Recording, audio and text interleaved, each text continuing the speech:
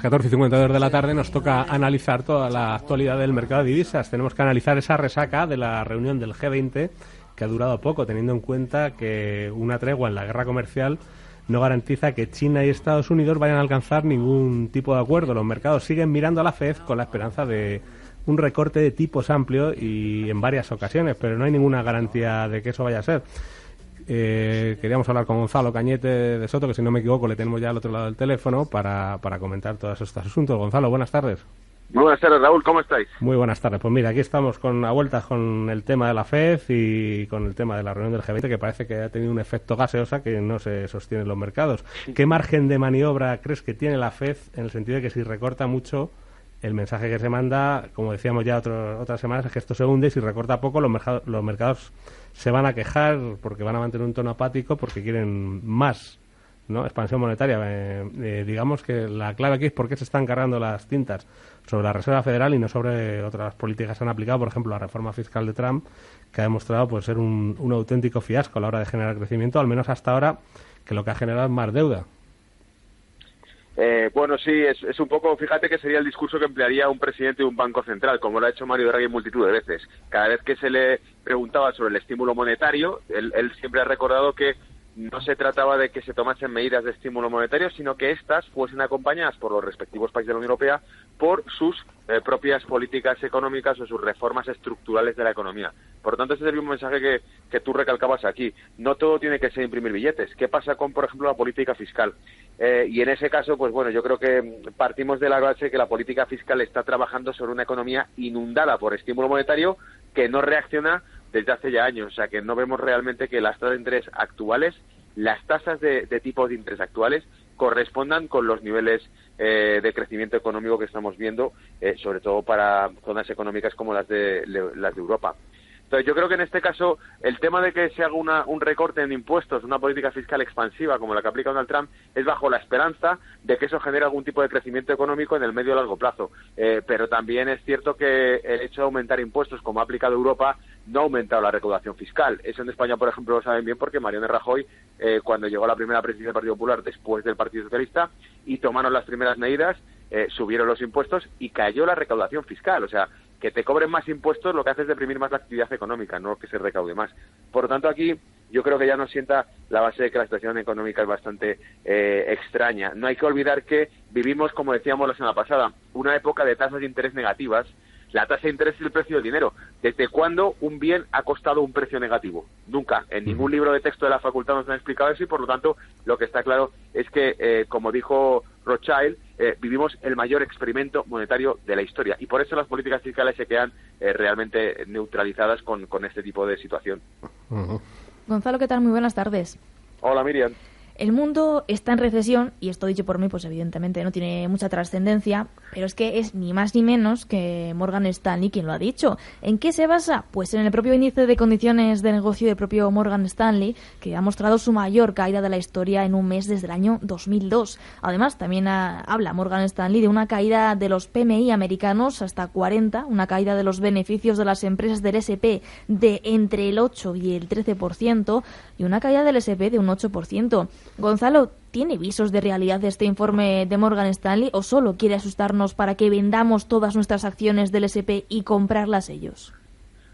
Bueno, pues lamentablemente, fíjate, este índice lo comentamos hace unos días también en el canal, en Brújula Mercado, pero lamentablemente lo que sí es cierto es que el índice de PMI por debajo del 50%, que es hacia lo que se aproxima actualmente en Estados Unidos, se ha producido, por ejemplo, en el año 2001, se ha producido también en el año 2008, es decir, que sí es cierto que nos hemos encontrado que estos ratios de PMI tan bajos, que son los que influyen realmente en el índice de Morgan Stanley que emplea, se han producido justo en épocas en las que había claramente una recesión económica y sobre todo un crash bursátil importante. Por lo tanto, por eso asusta que llegue a esos niveles. Sin embargo, en Estados Unidos no es el caso, por ejemplo, de Europa. La Reserva Federal moverá ficha para bajar tipos porque es la fábrica de billetes del mundo entero y probablemente lo que mira la Reserva Federal no solamente es la economía norteamericana, fíjate que adquiere responsabilidad sobre el planeta entero.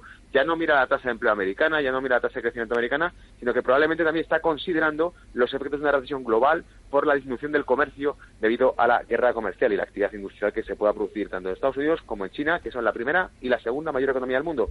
Si ellos notan el dolor de esa guerra comercial, para el resto será devastadora porque Europa no es Estados Unidos. Y quiero recordar una vez más que si es preocupante en los registros que recapitula el índice de Morgan Stanley, más preocupante es todavía ver, por ejemplo, cómo Alemania tiene un CEF, un índice de actividad económica o de sentimiento económico, que está en caída libre. O sea, estamos llegando igual. Está en tasa negativa el CEF de sentimiento económico de Alemania, la primera economía de Europa, está en tasa negativa. Lo estuvo en 2008, lo estuvo en 2011 y está ahora en 2019. Así que 2011 también fue un año muy complicado porque 2012 llegó las crisis de deuda de Italia y de España. Entonces, efectivamente, los datos macro de las principales economías del mundo, Estados Unidos, China, Alemania, no son muy buenos. O esto cambia o realmente lo que dice Morgan Stanley sí es cierto que se puede confirmar con echarle un vistazo simplemente a las principales economías. Buenas tardes, Gonzalo. Hola, Manuel. Sí, queríamos hablarte de un hecho fascinante, casi de Harry Potter. ¿Cómo es posible que el mercado de bonos esté poniendo precio a estas bajadas de tipos, bajando hacia el 2%, mientras los índices estadounidenses siguen levitando, ¿no? Y pensando que un poco más de expansión monetaria es suficiente para mantener la fiesta alcista? ¿A peores noticias, mejor para los índices? También queríamos preguntarte si sería un buen trade ponerse largo en el futuro de los tipos de interés del eurodólar, teniendo en cuenta que cuando la Reserva Federal se pone a recortar lo hace en serio y en varias ocasiones. Pues mira, el tema de que a peores noticias mejor para los índices es algo que no solo ha ocurrido ahora, sino que ocurrió también allá por 2013, cuando la Reserva Federal decidió cancelar el cierre de la QE de entonces y seguir con las compras, simplemente porque los datos de empleo no estaban todavía por debajo del 6,5% la tasa de desempleo. Es decir, cuanto mejor fuese un dato de empleo en Estados Unidos, más caía el mercado en aquella época, porque lo que decían es, bueno, pues si va todo bien, la Reserva Federal empezará a recortar el estímulo monetario, y eso es lo que principalmente ha inflado los mercados de Estados Unidos. Es un globo, es una burbuja inmensa alimentada por billetes que se han impreso y que se han lanzado en compras durante años, y por eso el hecho de que la Reserva Federal anuncie que baja los tipos y las cosas van mal, significa que cuanto peores vayan las cosas, la bolsa más se puede mantener a flote, porque vuelven a meterle de nuevo a la máquina de los billetes y a lanzar compras masivas que no van a ningún sitio, que es lo que hemos comentado que pasa en Europa en más de una ocasión. Con respecto a lo que me comentas sobre el largo en el futuro eurodólar, sí es cierto que los diferenciales que tiene el eurodólar, dada la diferencia que existe entre el tipo de interés de Estados Unidos y el de Europa, si van a bajar tipos, evidentemente esa diferencial se va a reducir y, por lo tanto, aquellos que hagan carry trade, que tomen posiciones alcistas de euro contra dólar, van a sacarle provecho porque en 2016 el diferencial estaba en torno, pues, cerca del 1 y pico por ciento, 1.6 más o menos, y actualmente está en el menos cerca del menos 1%, 1.6 en negativo, y ahora está en torno al menos 4% las posiciones alcistas en el futuro eurodólar en lo que se refiere a swaps. Así que efectivamente una posición carry trade, si se aproximase a lo que teníamos en 2016, hace solo 3 años, sería un 3% de recorrido, así fácil, sin tener que tomar ningún tipo de riesgo, solamente con un capital de un lado y otro del otro. Sobre todo porque hemos contado al principio del programa lo que pasó en 2001, ¿no? Un trader de GS que tomó esa posición en unas condiciones de mercado muy parecidas a las de las que hay ahora, ¿no? Y se puso largo en el eurodólar, los tipos de interés, en el futuro, y vamos, hizo un montón de dinero, ¿no?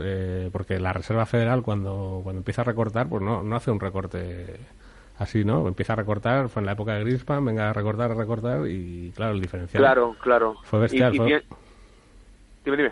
No, que fue bestial, entonces que por eso te digo que al ser las condiciones muy parecidas de mercado, ¿no? Pues es que en realidad yo creo que lo que ven ahí es sencillamente que el gap que se abre, ¿vale? Esa divergencia que se produce entre la tasa de interés del euro y del dólar está en máximos ahora, y tenemos un dólar con 2.5 y un euro con tasa de interés que se puede meter en negativo, y dice, más no va a subir la tasa de interés del dólar, y en todo caso bajará, y la del euro tampoco puede caer mucho más debajo del fondo, o sea, no puede seguir cavando para abajo pisos y pisos subterráneos, ¿no?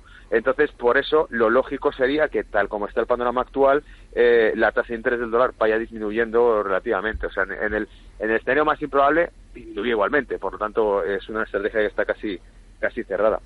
Pues estaremos pendientes a ver cómo acaba todo esto. Que Gonzalo, muchas gracias por haber estado aquí un miércoles más con nosotros comentando la actualidad del mercado financiero. Gracias a vosotros por contar conmigo. Un abrazo. Hasta el miércoles.